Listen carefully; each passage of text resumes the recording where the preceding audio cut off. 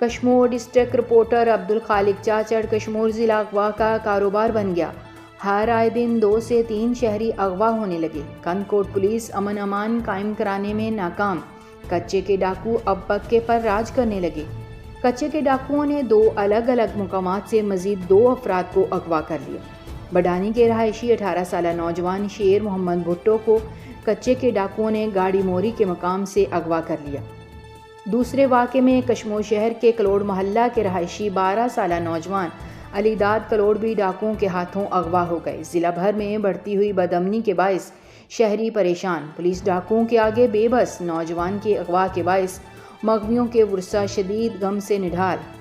24 گھنٹوں کے دوران اغوا ہونے والے افراد کی تعداد 4 ہو گئی۔ ضلع بھر کے مختلف مقامات سے اغوا ہونے والے 8 افراد اس وقت بھی کچے کے ڈاکوؤں کے پاس قید ہیں۔